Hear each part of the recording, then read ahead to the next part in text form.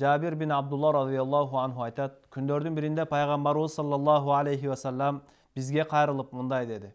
Ala adullukum ala ma yamhullahu bihil hataya ve yukaffiru bihil zunub.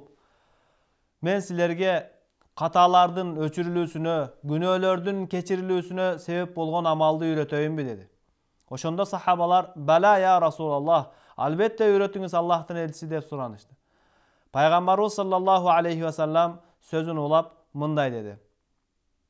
İsbâgul vudu'i alel mekruhat ve kethratul huta ilel mesacid ve intizarus salati ba'des salah. Rawahu ibn Hibban.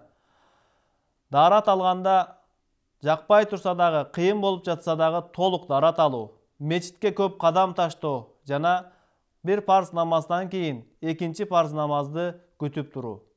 Jogorda aytılgan har bir amal adamdın kata günöөлөрүнүн keçirilүүsүнө себеп боло турган өтө улуу амалдардан. Эң алгачкы болуп daaratты толук алуу баяндалды. Daarаттын толук алынуусу андагы парздардын жана сүннөт мустахаптардын толук аткарылуусу менен биргеликте болот.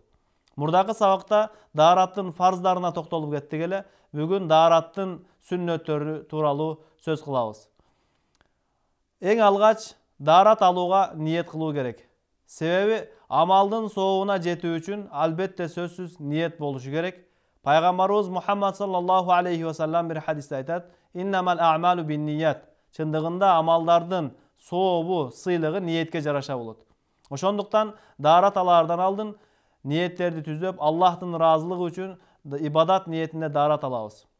Андан кийинкиси тасмия. Аллахтын атын атуу. Бисмиллах деп айтуу.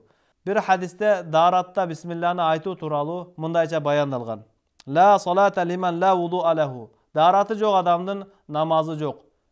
Wa la wudu'a liman lam yazkur ismallahi alayhi. Аллахтын атын атабаган адамдын daarаты жок. Мунун мааниси анын daarатында ала турган сооптору толук болбой калат, эгер бисмилланы айтпаган болсо деген маанини камтыйт деп уламалар өз китептеринде бул хадистин ачыктамасын жазып кетишкен. Андан кийинкиси эки колун билегине чейин 3 жолу жуу. Пайгамбарыбыз саллаллаху алейхи ва саллям дайыма daarat алганда мына ушул амалга көңүл бурат эле. Ошондуктан daarat аларда эң алгач колун билекке чейин 3 жолу жуу сүннөт болуп саналат. Андан кийинкиси оозго жана мурунга суу алуу. Пайгамбарыбыз саллаллаху алейхи ва салламдын daarat алгандыгы тууралуу сахабалар мындайча баяндайт. Anna Rasulullah sallallahu aleyhi ve sellem tevadda'a famadmada ve istanshaqa thalathan. Peygamberimiz daarat alganda oozuna jana murduna 3 joludan su aldı. Ooz jana murunga 3 joldan su alуу bul dagы daarаттын сүннөттөрүнөн. Андан кийинкиси мисвак колдонуу. Пайгамбарыбыз хадисте айтат: "Эгер менин үммөтүмө оор болбогондо, кыйын болбогондо, анда мен ар бир daarat алган сайын мисвак колдонууну милдет кылмакмын" дейт. Бұл хадис Бухари шарифте келген. Пайгамбарыбыз саллаллаху алейхи ва салламнан күндөрдүн биринде bir араби, bir чөлдүк адам келип, толук daarat тууралуу сураганда, Пайгамбарыбыз ага daarat алууну өзү көргөзүп берди. Мына ошол daarat алууну көргөзүп жатканда, ар бир мүчөнү 3 жолудан жууду. Демек бул хадистен бизге daarat алууда жуулуучу мүчөлөрдү 3 жолудан жуу сүннөт экендиги билинет. Daarаттын дагы бир сүннөтү башына жана кулагына маск тартуу. Бұл туралы Абдулла бин Аббас радıyallahu anhu айтат. Пайгамбарыбыз саллаллаху алейхи ва саллям daarat алып, андан кийин башына жана кулактарына маск тартты дейт.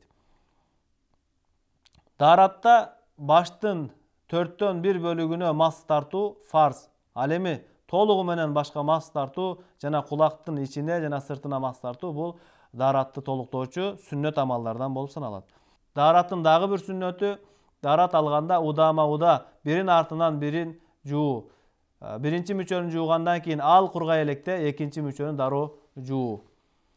Андан кийинки daarаттын дагы бир сүннөтү daarat алганда ар бир мүчөнү өз тартиби менен жуу. Аллах Таала Кур'ан-ы Каримде daarаттын фарздарын баяндаганда эң алгач жүздү жууга, андан кийин колду, андан кийин башка мас тартуу, андан кийин буттарды жууга өкүм берген. Мына ушул тартип менен жуу дагы сүннөт болуп саналат.